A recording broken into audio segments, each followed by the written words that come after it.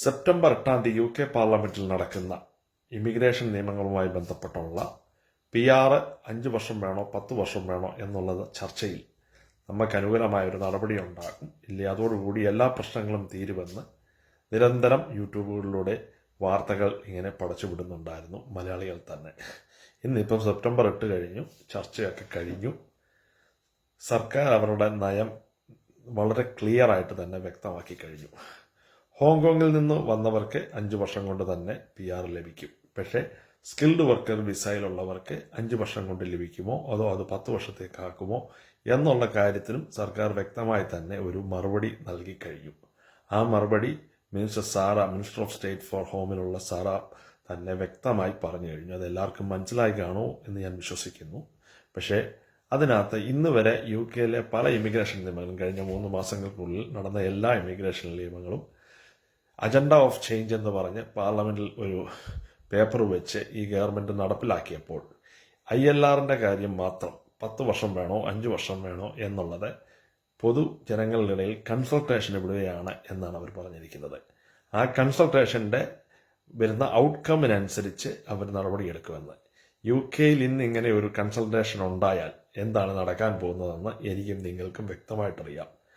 ഇവിടെ ഭൂരിഭാഗം ഇവിടുത്തെ ഈ കൺസൾട്ടേഷനിൽ പങ്കെടുക്കാൻ പോകുന്നവരും കൊടുക്കാൻ പോകുന്ന മറുപടിയാണ് 5 വർഷം കൊണ്ടും കൊടുക്കണ്ട, 10 വർഷം കൊണ്ടും കൊടുക്കണ്ട, ഇവരെയെല്ലാം തിരിച്ചു വിട്ടാൽ മതി എന്നായിരിക്കാം ഈ കൺസൾട്ടേഷനിൽ പങ്കെടുക്കുന്ന ഭൂരിഭാഗം ആൾക്കാരും UK ഇന്നത്തെ സാഹചര്യത്തിൽ കൺസൾട്ടേഷനിൽ പറയാൻ പോകുന്നത്. അപ്പോൾ സർക്കാരിന് ജനങ്ങളുടെ വികാരം ഇതാണ്, അതുകൊണ്ട് ഇത് നടപ്പിലാക്കാൻ പോകുന്നു എന്ന് പറഞ്ഞ് തലയുരുകയും ചെയ്യാം. ഇതാണ് നടപ്പിലാകാൻ പോകുന്നത്.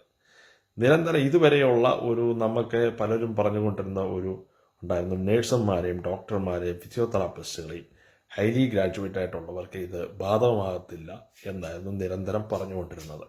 ഇന്ന് മിനിസ്റ്റർ പറഞ്ഞു വെച്ചതിനകത്ത് നമുക്ക് മനസ്സിലാകുന്നത് ഇതെല്ലാവരെയും ബാധിക്കുന്ന വിഷയമാണ്.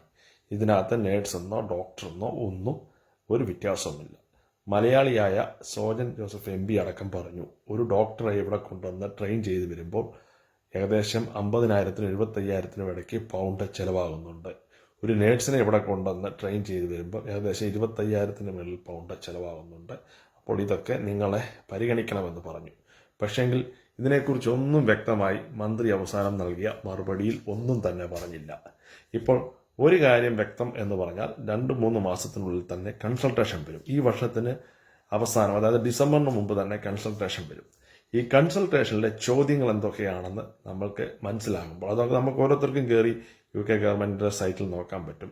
ഈ ചോദ്യങ്ങൾ എന്തൊക്കെയാണ് എന്ന് മനസ്സിലാകുമ്പോൾ നമ്മൾക്ക് ഇവിടെ ആരെയെങ്കിലുമൊക്കെ നിർത്താൻ ഉദ്ദേശിക്കുന്നുണ്ടോ അതോ എല്ലാവരെയും നിർത്താനാണോ ഉദ്ദേശിക്കുന്നത് അതോ ആരെ നിർത്താൻ ഉദ്ദേശിക്കുന്നില്ലേ എന്ന 3 ചോദ്യങ്ങൾക്കകത്ത് വരുന്ന മറുപടികൾ, അതായത് ചോദ്യത്തിനാണല്ലോ നമുക്ക് ഉത്തരം കൊടുക്കാൻ പറ്റുന്നത്.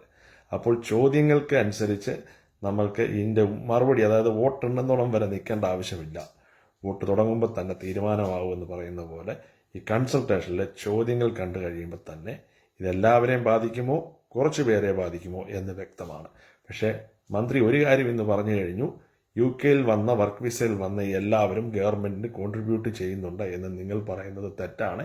കോൺട്രിബ്യൂട്ട് ചെയ്യാത്ത അനേകായിരം പേരുണ്ട് എന്ന് മന്ത്രി പറഞ്ഞു കഴിഞ്ഞു.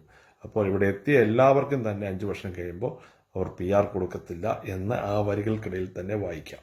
ഇനി ആർക്കെങ്കിലും കൊടുക്കുമോ അതോ ആർക്കും കൊടുക്കത്തില്ലേ എന്നുള്ളത് കൺസൾട്ടേഷനിൽ വരുന്ന ചോദ്യങ്ങൾ കണ്ടു കഴിയുമ്പോൾ തന്നെ വ്യക്തമാവും.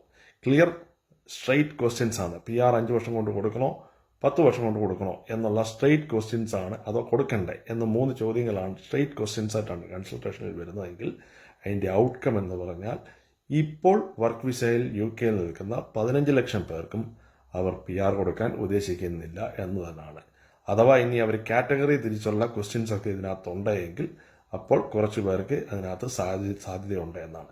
പക്ഷെങ്കിൽ ഇതുവരെ നിയമങ്ങളെല്ലാം നടപ്പിലാക്കിയ ഗവൺമെന്റ് ഒരു കൺസൾട്ടേഷനും നടത്താതെ അജണ്ട ഓഫ് ചേഞ്ചുകൾ കൊണ്ടുവന്ന് ഇവിടെ ഓരോ നിയമങ്ങളും മൈഗ്രേഷനുമായി ബന്ധപ്പെട്ട് നടപ്പിലാക്കിയ ഗവൺമെന്റ് ഇപ്പോൾ ഇത് ജനങ്ങളുടെ മുന്നിലേക്ക് ഇട്ടുകൊടുക്കുന്നത് അവസാനം ജനങ്ങളുടെ ഹിതത്തിനനുസരിച്ച് ഞങ്ങൾ തീരുമാനം കൈക്കൊണ്ടു, ഇത് ഞങ്ങളുടെ വ്യക്തിപരമായ തീരുമാനമോ ഗവൺമെന്റിന്റെ തീരുമാനമോ അല്ല, ഇത് പൊതുജനം പറഞ്ഞത് ഞങ്ങൾ നടപ്പിലാക്കി എന്ന് ജനങ്ങളോട് പറയാനും അങ്ങനെ പറഞ്ഞു വരുത്തി കൈയൊഴിയാനുമാണ്.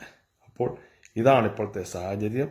ദയവ് ചെയ്ത് നാട്ടിൽ നിന്ന് വരാൻ ഇനി ആഗ്രഹിക്കുന്നവർ വർക്ക് വിസയിലാണേലും സ്റ്റുഡൻറ് വിസയിലാണേലും, പ്രത്യേകിച്ച് സ്റ്റുഡൻറ് വിസക്കാർ, നേഴ്സിംഗ് കോഴ്സ് പഠിക്കാൻ പോലും ദയവ് ചെയ്ത് നിങ്ങൾ ഈ രാജ്യത്തോട്ട് വരരുത്. നിങ്ങളുടെ പൈസ പോകത്ത് മാത്രമേ ഉള്ളൂ. തൽക്കാലം നിങ്ങൾ മറ്റ് രാജ്യങ്ങൾ നോക്കുക, ഇല്ലെങ്കിൽ ഇന്ത്യയിൽ തന്നെ തുടരുക. അത് മാത്രമേ ഉള്ളൂ ഇപ്പോഴുള്ള നിങ്ങൾക്ക് നൽകാൻ പറ്റുന്ന ഒരു അഡ്വൈസ്. Okay, thank you.